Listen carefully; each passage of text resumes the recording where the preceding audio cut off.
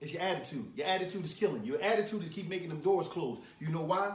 Every time you hear things that you just not receptive to, things that's not don't sound good or soothing to your ear or your ego, whatever, you just switch up. It's in your face. It's in your whole body and language. Think about that. Attitude is everything. I don't care how much talent you got. I don't care how many moves you feel you can make. When it's time to go to the next level, the life changes, the people that can open the door, the people that can make it happen for you, they're going to be like, you're going to rub them the wrong way. It's your attitude. You keep telling me why this ain't happening, why this happening for them. First of all, stop watching other people. Stop counting and watching other people. You count people. No, that's not what your job. You're not census. You're not the census. So stop worrying about other people and counting other people. What you need to worry about, you need to look in the mirror. You need to check your attitude. And once your attitude is right and then your execution is right, everything is going to happen for you. But until your attitude change and your approach to life change, ain't nothing going to happen for you. And it's just like, dang.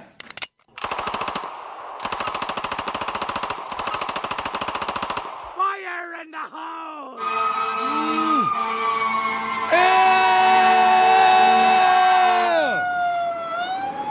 I gotta get an attitude adjustment. Yeah. You heard what he said, G-Money? He ain't lying. He ain't lying. I mean, we could have went a lot of different ways with the opening. But nah, my man, I'm starting with the man in the mirror. I'm asking him to change his ways. Yeah, man. Yeah, dog. What better way than to start the show? What up, y'all? It's your motherfucking captain, Jimmy Marr.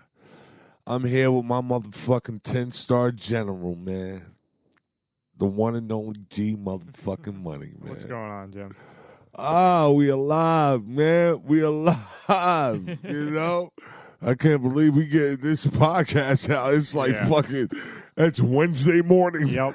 I can't get kicked out. Yeah, there we go.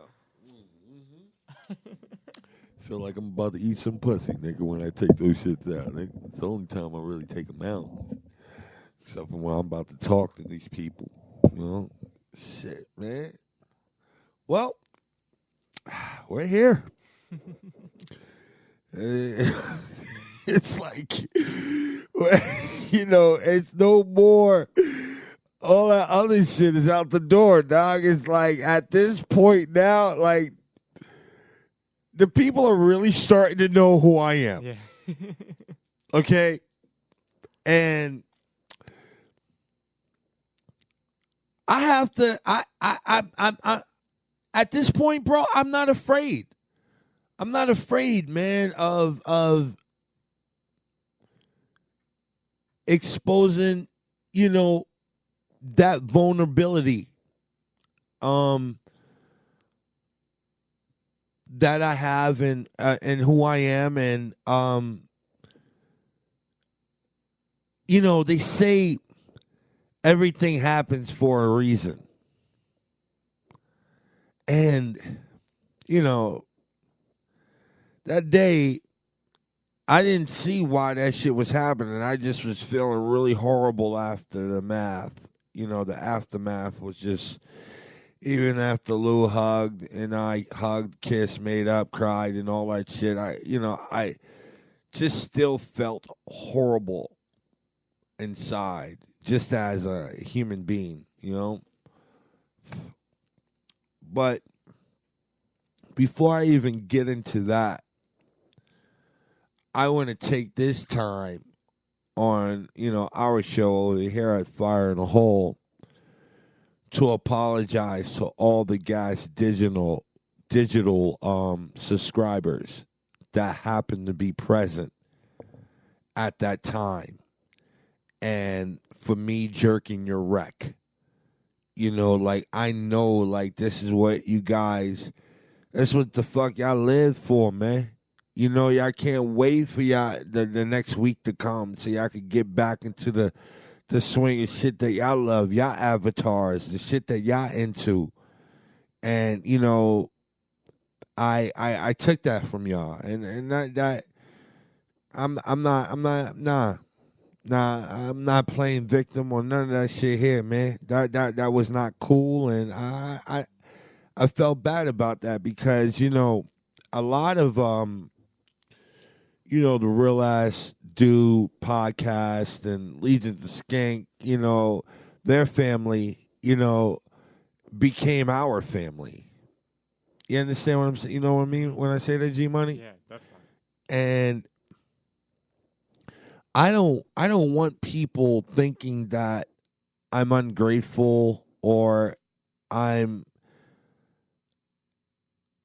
just don't give a fuck. Now, here's the realness of the situation. I think that mental health is a serious disease. Last year we lost some people that that were heroes to me. Chris Cornell, and Chester Binghamton from Lincoln Park. A lot of you guys know I got Kurt on my motherfucking zombie Kurt, you fucking crazy bastards call him, on my shin. But all of those guys that took their lives, those are obvious mental health issues, and I'm manic depressive. I know I'm definitely bipolar. I haven't been diagnosed that, but just me knowing about behavior patterns and just life and this, I know that I am, and it took me a long time to get the courage to actually want to do therapy. And I'm not talking about no court order shit, not no group session shit, you know what I mean? That you got to go do motherfucking 22 hours or whatever sessions, 12 sessions of anger management, none of that.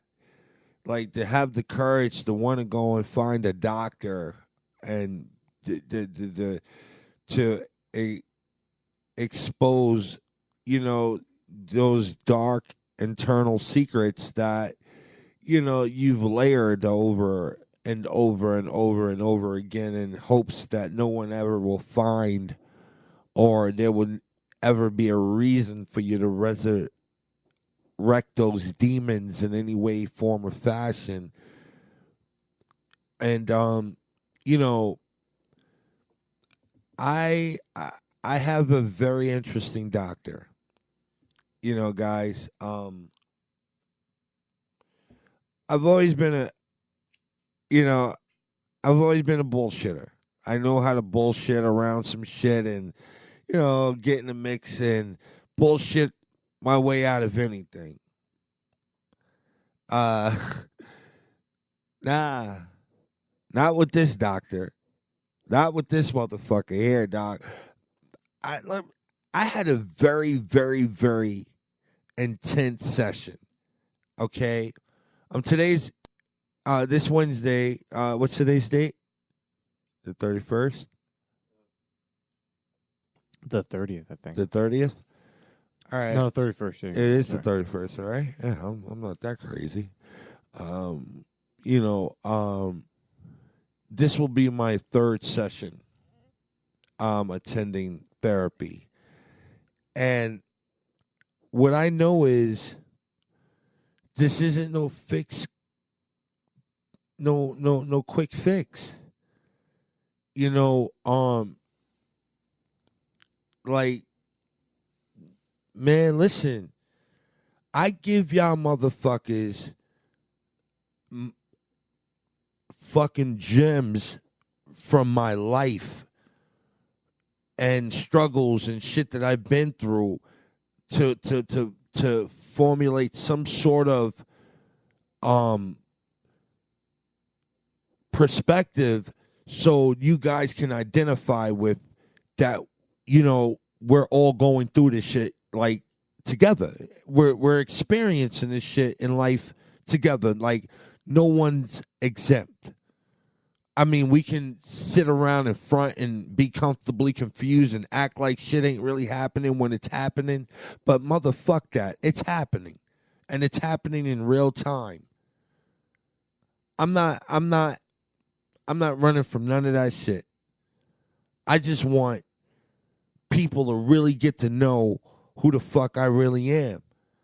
I'm a fuck up. I'm a fuck up, y'all. I'm a fuck up that just happened to have a great fucking heart and has some talent. I'm not gonna sit here and tell you guys everything's magically gonna be different from here on. No, I'm gonna put forth the effort and the steps to get to that point. But motherfuckers know this. I am like the Axl Rose of fucking comedy. There are going to be spaghetti incidences with me. There are going to be moments where you guys are, oh, fuck, that Jimmy guy again. I just don't want it to be with the anger. That's the shit that I'm trying to fix, because what we started off with, how we opened up the show, that was just me talking to myself, y'all. That was me lecturing myself.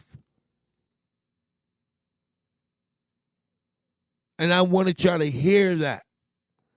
I wanted y'all to hear me talking about myself, because I know when y'all heard that shit opening, y'all was like, wow, I hope Jimmy's listening to this. This sounds like Jimmy's problems here. Yeah, niggas, that was me. But everything I put out, G-Money and I, we formulating this shit. It's because the shit is relevant to our lives.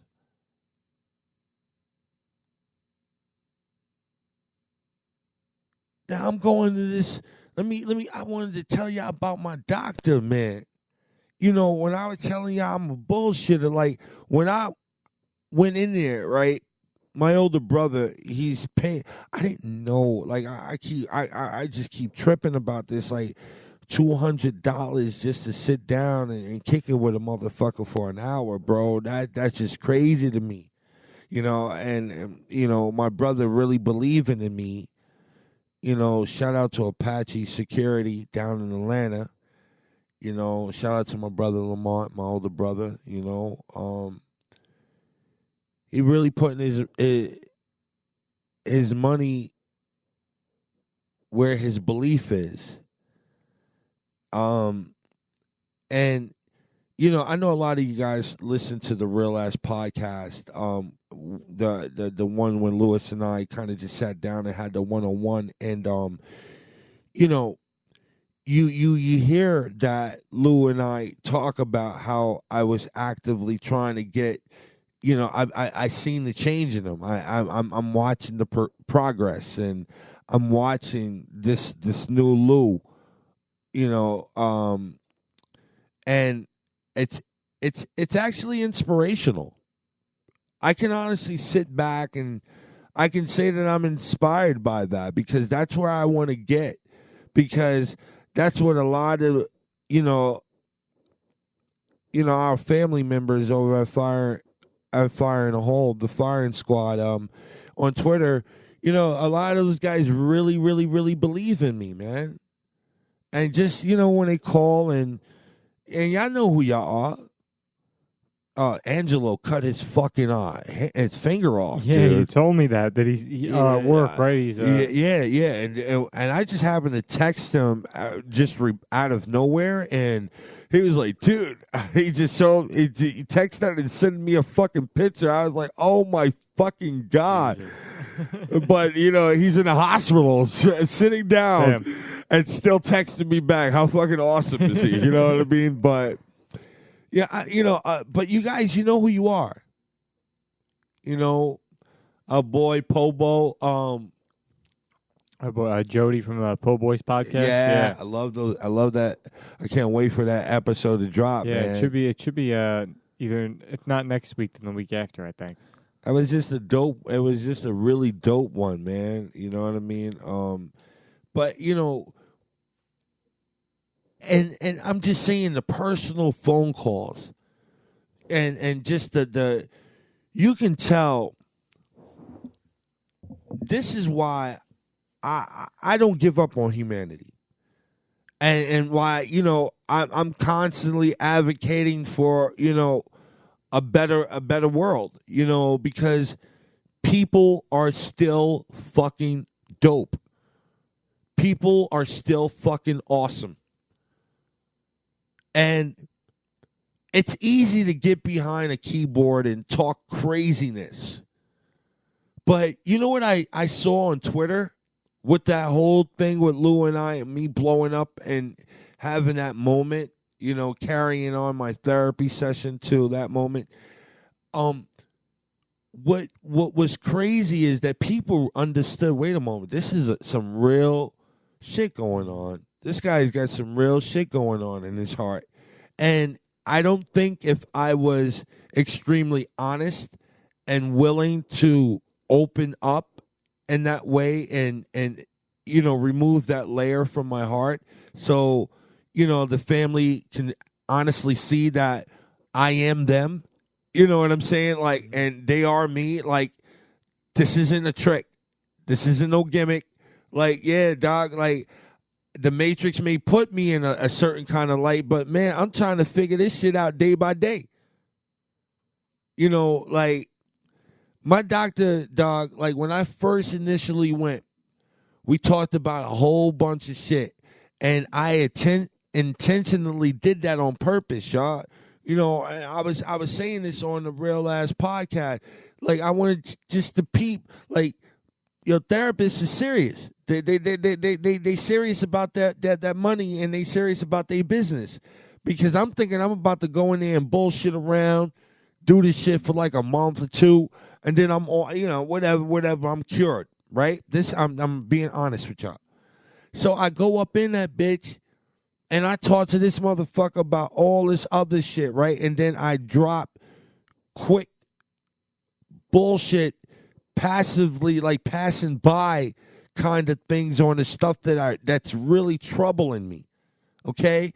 And then I will bounce back to some more bullshit and blah, blah, blah, blah, blah, blah. And then I will dab some real shit that I want to talk about, and just a dab. And then I will move away from it because I was so scared that, if I go any deeper, it would expose me. And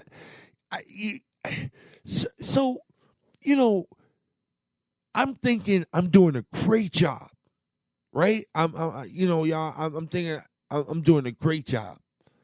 And this fucking awesome ass doctor, all the stuff that I just tried to breeze past, I'm thinking when he's about to do his summary and come back and talk about the stuff that I was talking about, he was going to talk about all the broad bullshit that I was talking about. Man, nah. That nigga talked about the shit with my mom. That nigga talked about the shit with me growing up in a residential home, from the age of 8 years old. Like, he went back and talked about the 3 things, and I talked about like 9 or 11 things, y'all. And I threw out 3 things that's really bothersome to me. And those were the 3 things that he went back to. So my last session, I'm thinking I'm going to go in there. I kind of just briefly talked about what my week was like and shit like that. And then I'm thinking, we're going to talk about what's going on with my week. No, not at fucking all. He dived right back in to where we left off at the week following, the week prior to. talking about my vulnerability as a kid, not knowing how to fight, being in a residential home where there's 407 kids, boys and girls, and they all have similar problems to yours, some worse, some lesser, some just the same, and you're just a scared fucking kid. You just and some of that shit still travels with me till this day. I'm still just that scared kid inside, and he just chose to go back there, and I kind of felt bullied. And in therapy, I'm not supposed to talk about what I'm talking about in therapy, but I just kind of wanted to give you guys a gist of how heavy shit is for me, and what my uphill battle is. And this is an uphill battle in the midst of the fucking storm, yo. Rain, and there's a war going on. I'm fighting fucking horseback swordsmen, archers, dragons, wizards. Everybody's doing everything, and I all I got is my shield and my fucking sword with very little armor. And I'm just trying to just get on level ground. Every day I wake up, man, I feel like I'm at the world's at an angle where I gotta fucking climb up just to get on level ground. And I'm tired of that, but I know that's a mental health issue. You know what I mean? Like a lot of my anguish and a lot of my my turmoil, come from women. That my relationship.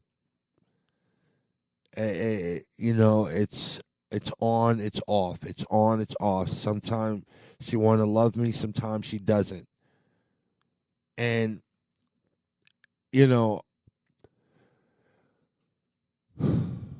I'm not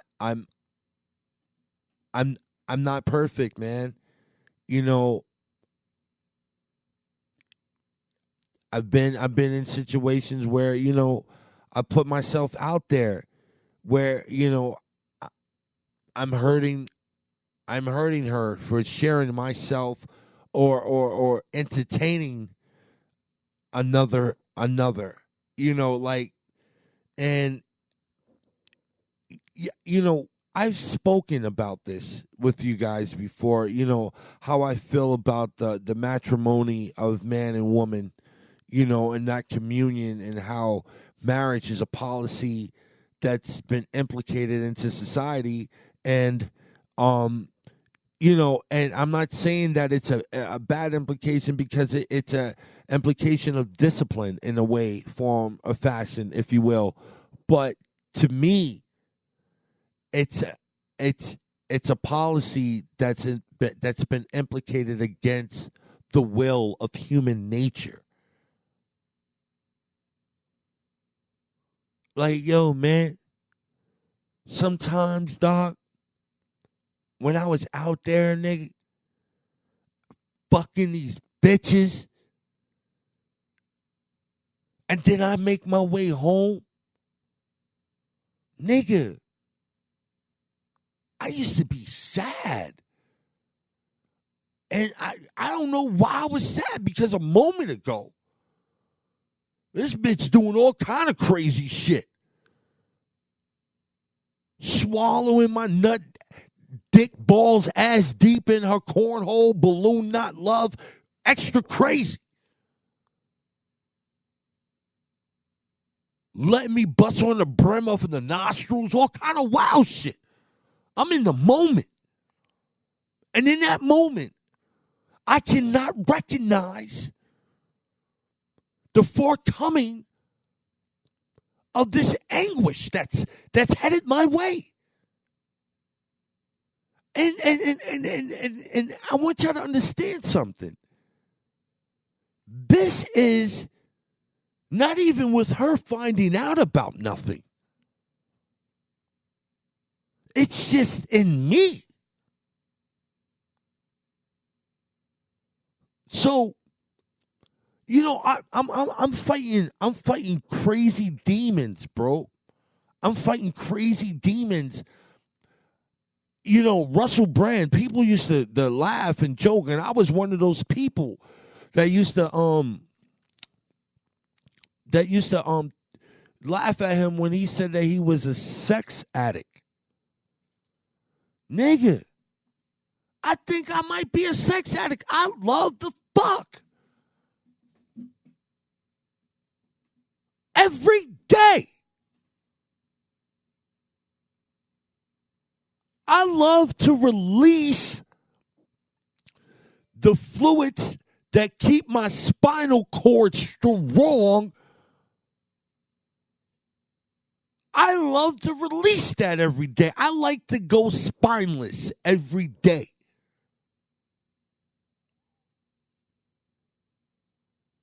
Does that make me a bad person?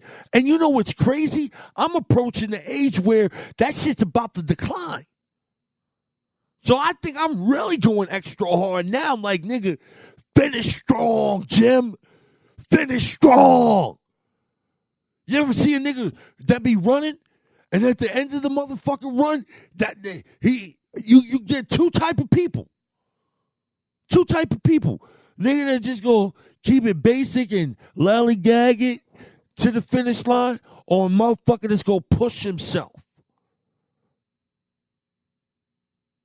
Bruh, I know my dick is about to be useless. I'll be out here taking Chinese pills, dick hard pills, to motherfucking stay in the game. Nah, bruh. I'm prepared for the downside of this shit, but I'm speaking to all my niggas out there that's reaching that age, bruh. Start getting your pussy eating game up. That's gonna be a necessary in your arsenal. That's a fact. Cause once your dick stop working, nigga, what else do you have? Not a lot of bitches gonna be letting you put your whole fucking arm in them. I'll be seeing that wild shit on XNXX. I don't even want to see that. The fuck you want a nigga elbow rimming your fucking pussy for?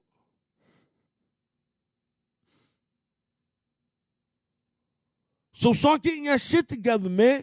And there's a lot of us out. Is that commercial Unix or some shit like that, where this guy that used to be a baseball player named Frank something?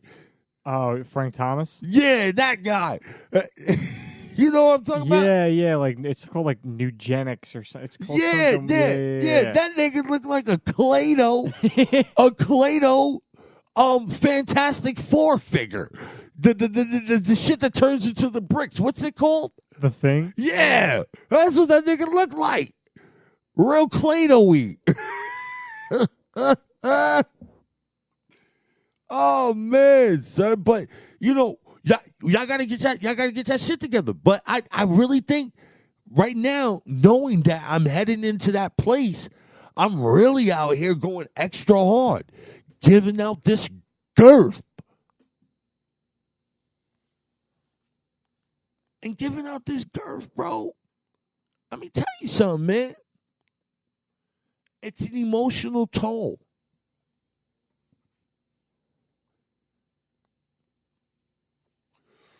Sorry, I had to hit that. But it's an emotional toll, man. We all just trying to figure it out. But I be feeling bad when I was out here fucking and going back home. And being up under her, and then, you know, when you out there doing wrong, and some of your traits start spilling over, and you're starting to recognize that in your counterpart, and you start seeing, like, wait a second, this bitch doing what I'm doing. Wait a second, this bitch cheating, and she could totally not be cheating. Or he could totally not be cheating. Whichever way it goes.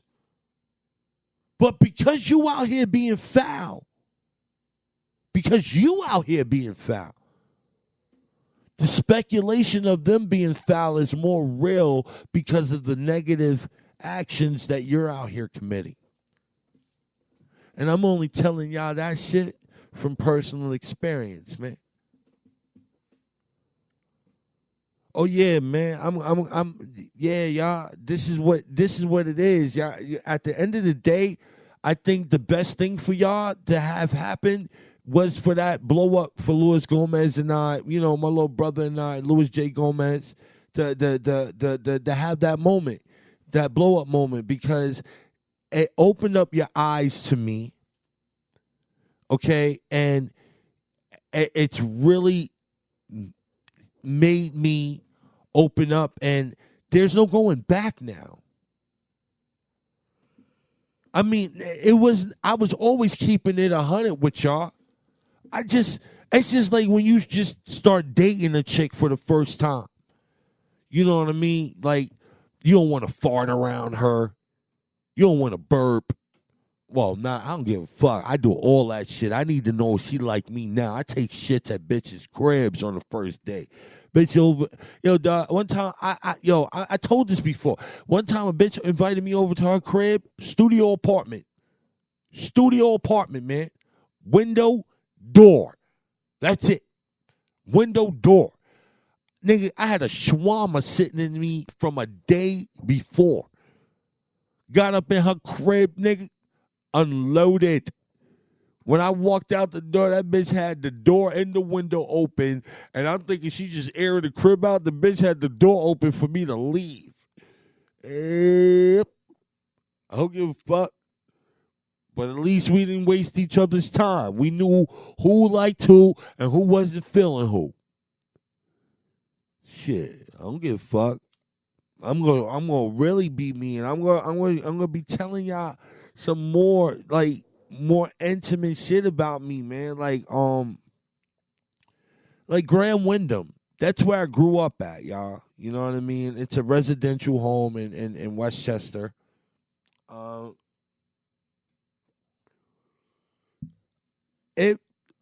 me, growing up there,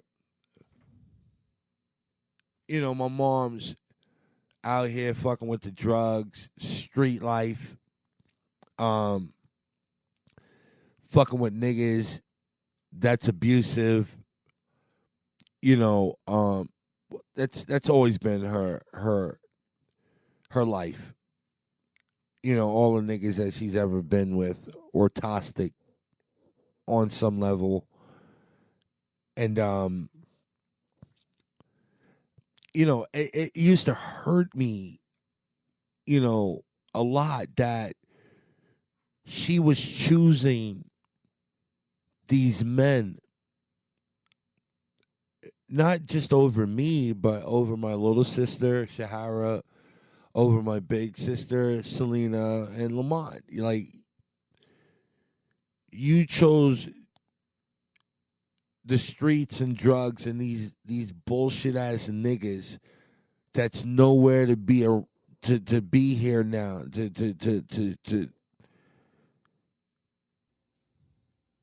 come visit you in your state now, like niggas that don't even care. Like, you chose these people, and you abandoned me, and I had to be raised by strangers. I had to be teased by kids that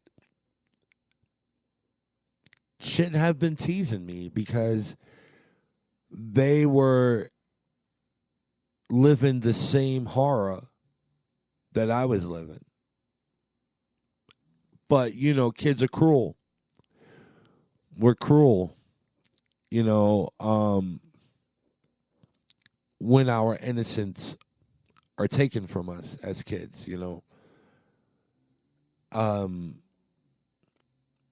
I'll tell you guys, I remember my mom attempted to come back on the radar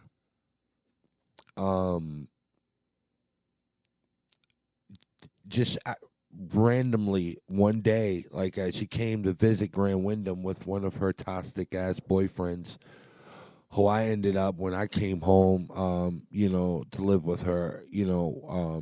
That's a whole nother story. But I'll never forget this day. I was like 12 and a half, like going on 13. It was like the weather was breaking and shit like that. And I'm in the gymnasium. What was great?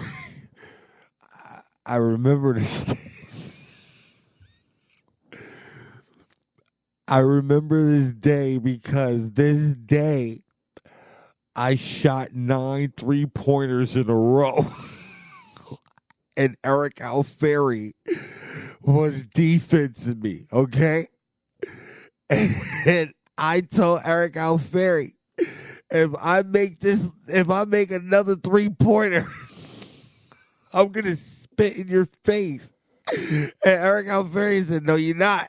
No, you're not. Don't you do it." And I didn't even try to make a regular 3-pointer because I didn't want to make the shot. I took like 2 steps over the half-court line and chucked the ball up. And everybody in the gym stopped to see if the shit was going to go in. And the shit banked off the backboard and went in. And everybody went crazy. And Eric Alfieri turned around to me. And I spit in his face and started running. And I was just a fat little fucking weird Slimer-shaped kid at the time. So, and Eric Alfieri was chasing me down with some cleats. And then Mr. Grant with the biggest hands ever. I swear to God, like his hands were like mechanic hands times 10. Okay, real big and just weapons. And he ended up stopping Eric Alfieri. And the only reason why Mr. Grant intervened was because he was looking for me to go to the administration building to see my social worker, who is like my surrogate mother, Miss Christian. All right. And it was weird. I was like, it's like in the middle of the day, and I didn't get in trouble recently. I'm trying to figure out what's going on. Like the whole time I'm walking from the gymnasium to the GLC building, the administration building. When I get there, Miss Christian, she meets me at the door.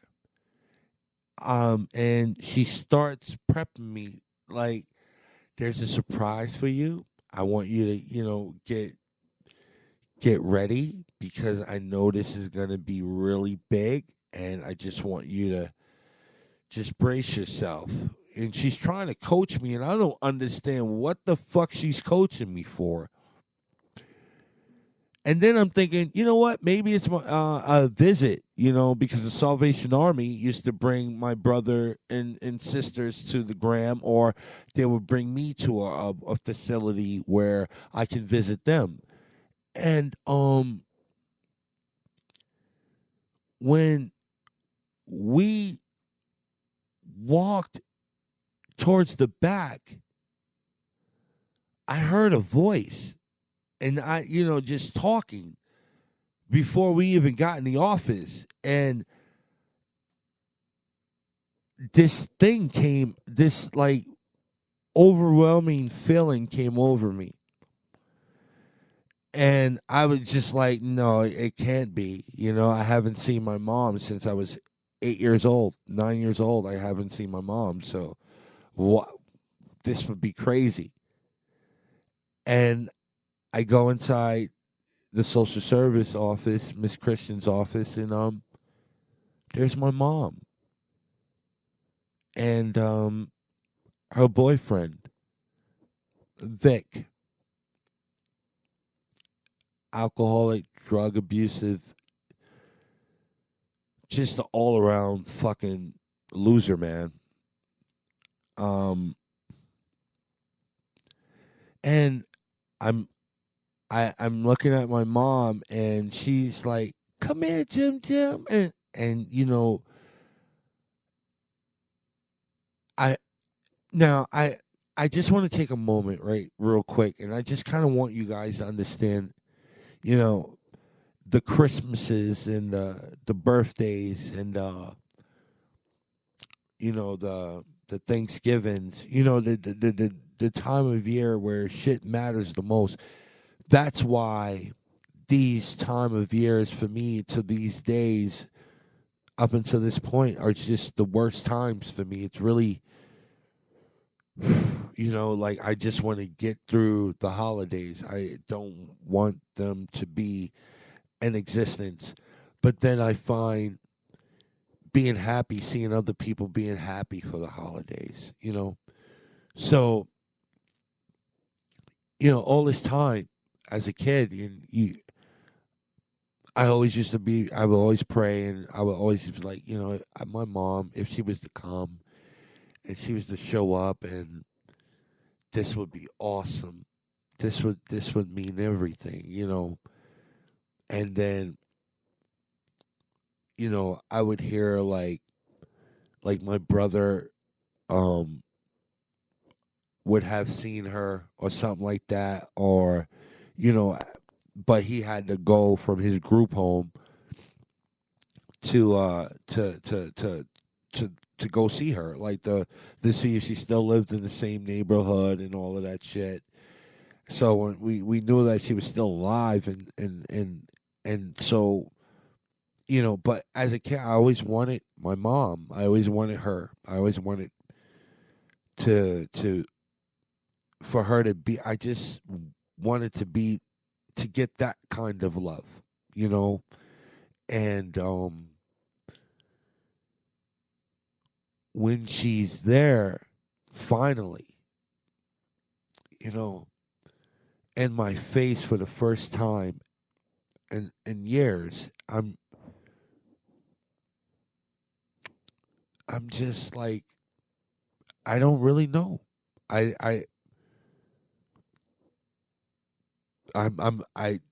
tell you guys what transpired. I looked at Miss Christian and I just started crying and I just started holding Miss Christian. And she took me to another office and we sat and we talked for like 10 minutes. And then she kind of like reintroduced me to my mother. And I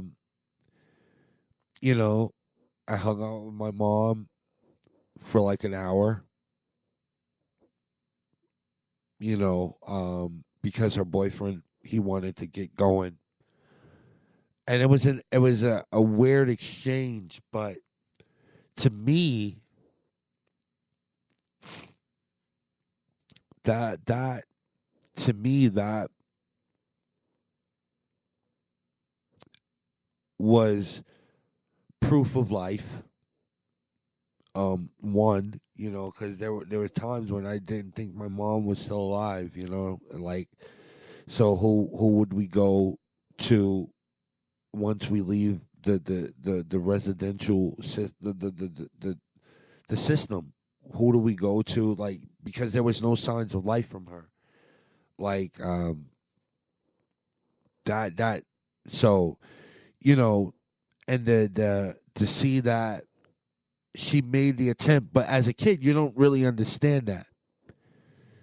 She tried to. Sorry. She tried to like fix everything with the gifts. Which was funny. She brought me a Batman out.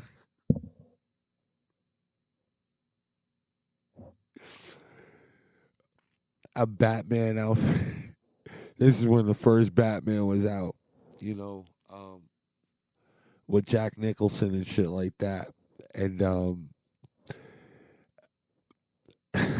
it was like a Batman shorts, black shorts with a bat symbol on the right short leg, and a tank top bat. Oh my god, that was my outfit with a bat symbol in the middle, and I was just a fat, weird shape Slimer kind of kid. I'm trying to tell you guys, and there was this maintenance worker that was like, oh, he was my recreation. Like when I discovered him and my pal Sherman Adams, dude. Sherman Adams. Yeah, he's the one who you called on the phone, right? No, he called me. He called you. He found me. We have to. That's what I have to do. We gotta send that nigga some love. We gotta send Sherman Adams some love, bro. I gotta write him. You gotta remind me that him and Joey. But John was this white old Vietnam vet that was just straight dude. He was just real dude language. He had a one eye that looked straight and the other eye that went in, like cross-eyed.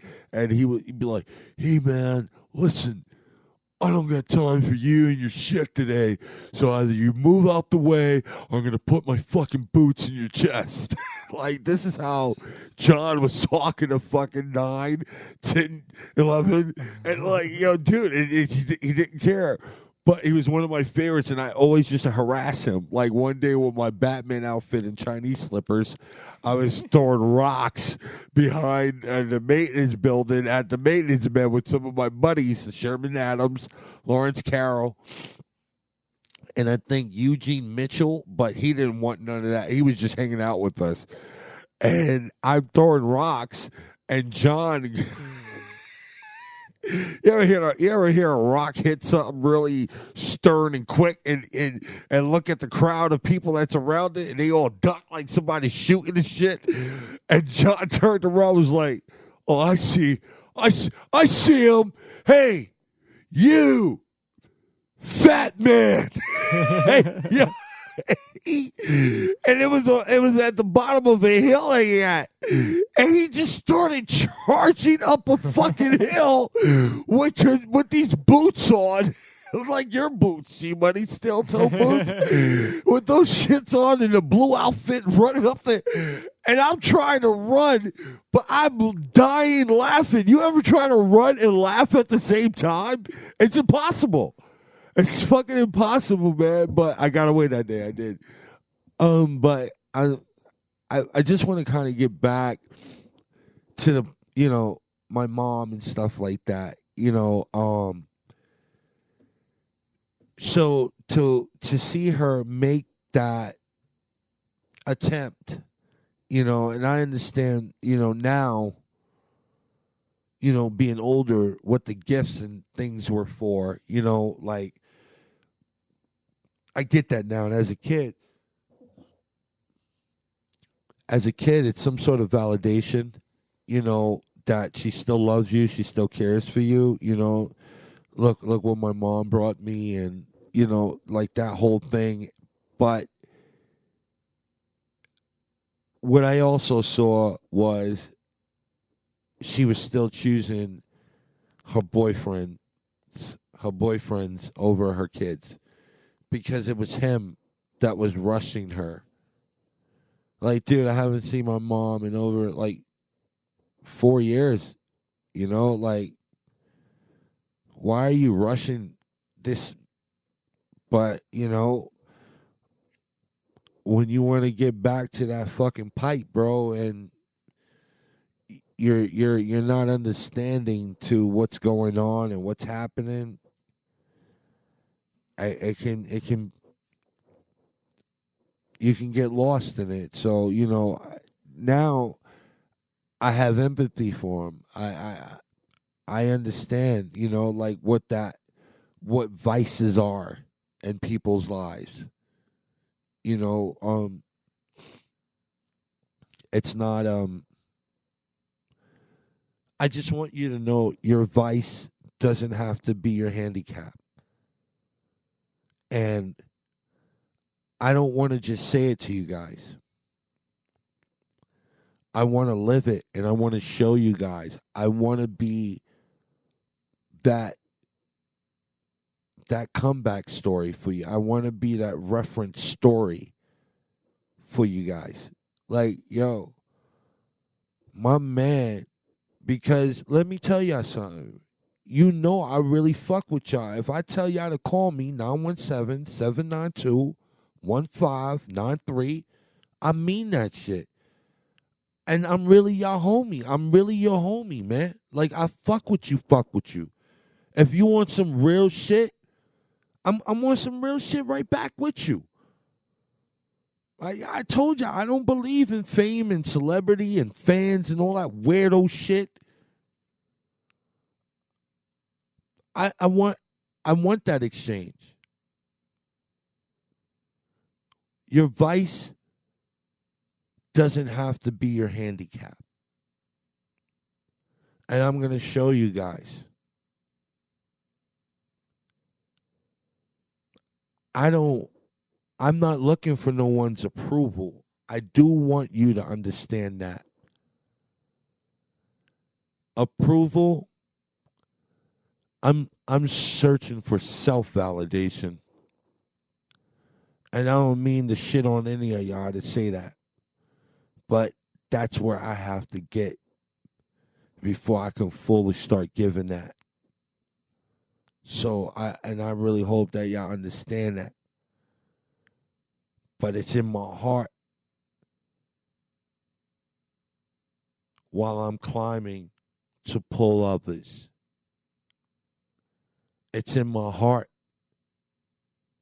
in the eye of the storm to shelter others when I barely have shelter for myself. That's just the nigga I am, man. That's how I'm built. My brothers and my sisters outside of my direct bloodstream are misfits. People that understand this pain, but more so people that have endured it and that truly, truly comprehends what it is. And when I speak of people, I'm speaking of people like Louis J. fucking Gomez. You guys, there was a lot of people that was up and raw on Twitter talking all kind of crazy, wild shit. But, you know, y'all already know. I don't give a fuck. Put it all out, nigga. I don't care. I don't care how anybody views me. I know my heart, nigga. But in the same token, I wanted to motherfucking show y'all that Louis, he did the right thing by controlling the narrative. And if he didn't do that, you wouldn't have gotten that other thing. That real shit. It would have just been another podcast, man. Same old shit. And don't get me wrong, I love Gino and his crazy fucking ass. Love him and fucking Aaron Berg together, man. Those niggas is wild. I love that. But y'all wouldn't have gotten that shit that's got Twitter on fire. Because when in the eye of it, a lot of motherfuckers is just through with me. But once they saw what the storm was, a lot of motherfuckers understood it. And I'm going to continue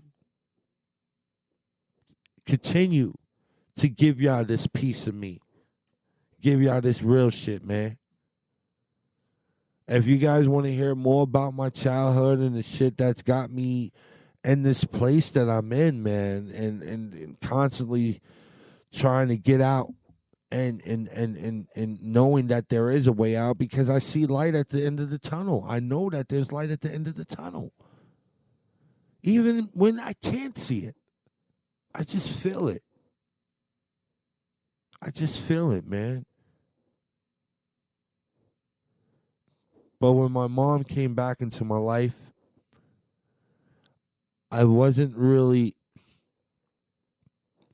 happy, but I was scared. And what scared me the most was she going to stay or was she going to leave again? And my biggest fear came to light. She disappeared for another 2 years.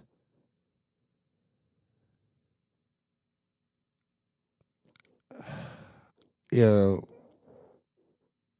I don't even know why I did this fucking podcast, man.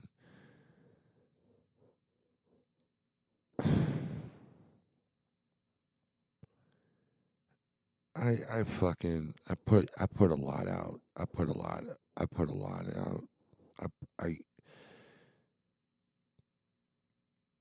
a lot of me out in this. And I don't want to weird you guys out, and I don't want to bore you guys, and I don't want to.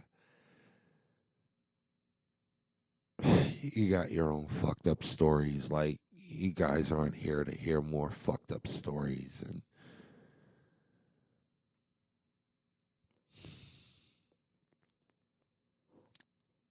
but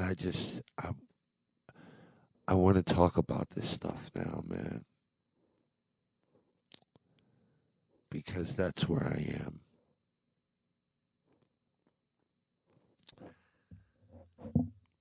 If you guys want to fucking join the Patreon, you can. We still got a lot of stuff, bro, that we got to get off my phone, you know? Yeah, we just put up the video version. That was an audio only on that on the Real Ass podcast, but I was recording the video the whole time. So we got that version up, and then before and after we have some behind the scenes stuff that you guys could check out too. And always new stuff dropping with behind the scenes stuff. Stuff with Bob Kelly and Sam Morrell that came out last week. We put out some Kevin Brennan stuff. Yeah. Always got stuff going on. Fire in the Hole NY on Twitter and Instagram. And then Lewis is doing the Funny Bunch show this month too. That came out of that too. So that's on August 12th, right? Yeah. August 12th. Him, Rip Michaels, Freddie Ricks, and Desi Johnson, right? And so that was it. There was somebody else. Freddie Ricks.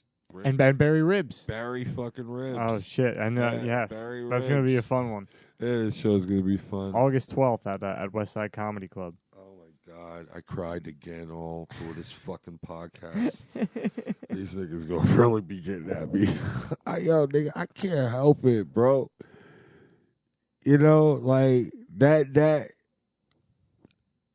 I be crying, niggas. You know, like when these are heart to hearts. I want to have heart to heart conversations with y'all, man. I know y'all want all that wild shit and all that WWEF wild nah, my nigga. I'm good on all that.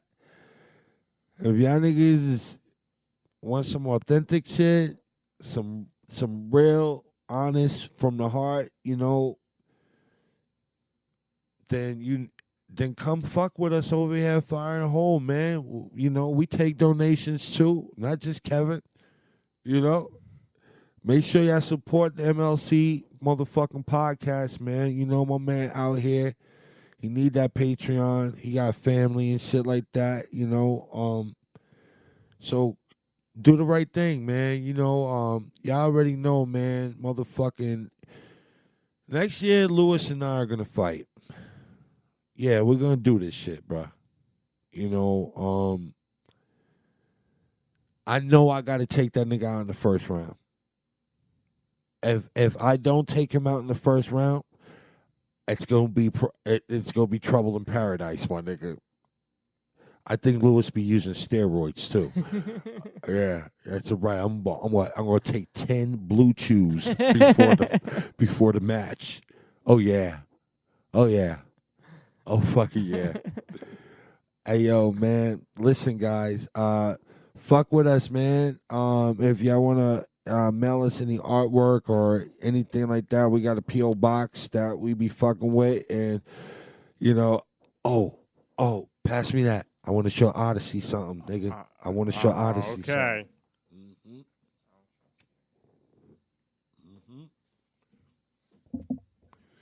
You know, Luis Gomez be out here doing all this shit. Watch this. Hold on.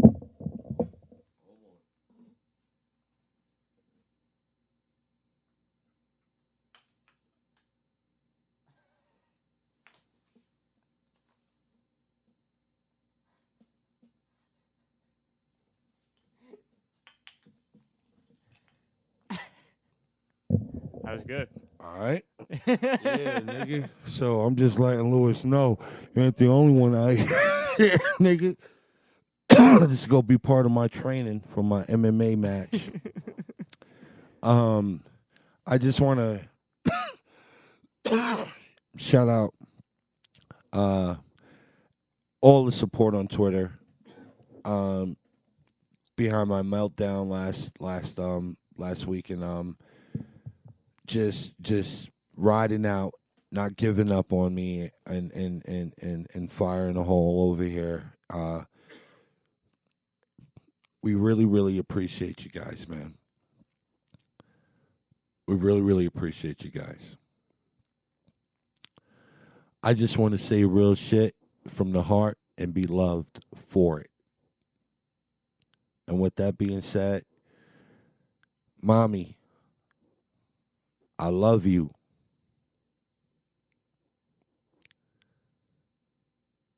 I love you, man. There's this song by Ghostface Killer. All that I am is you. It's a joint with Mary J. Blige, Iron Man. It's off. They might flag us. They'll definitely flag us. I want to play that shit so bad. Play it? No, I don't give a shit. Nah, man. They go flag us, man, and they go fuck up these people's rack. But all that I have is you. That's what it's called? I don't know. All that I got. All that I got. Yeah. All I got is you. Yeah. Yeah. If any of y'all want to really feel me, man, and if it means anything to y'all, especially when I'm talking about the shit with my mom and why I get so emotional, and you want to really try to get a glimpse of what my childhood was like, listen to that song. Every time I hear that song, bro, I cry, my niggas. That's real talk.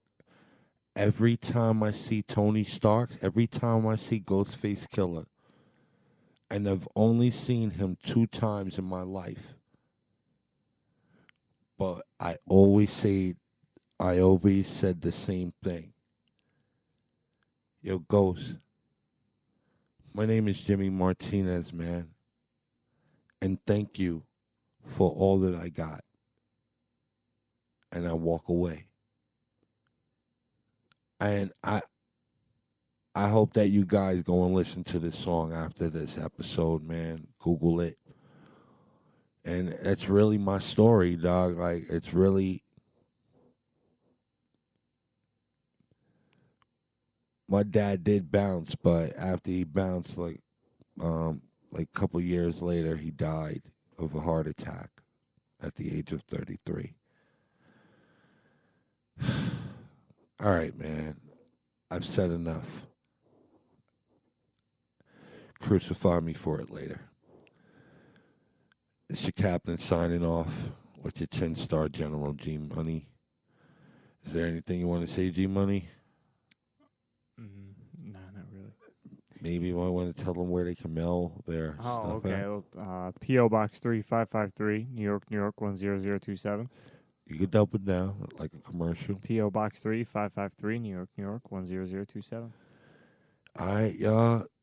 We did this shit. Real motherfuckers let their heart bleed in public. And I'm not afraid. And thank y'all for letting me motherfucking do so. Yeah, man. We see y'all next week. We ain't going nowhere. We in this shit for the long haul. Thank you for letting me be me. We out.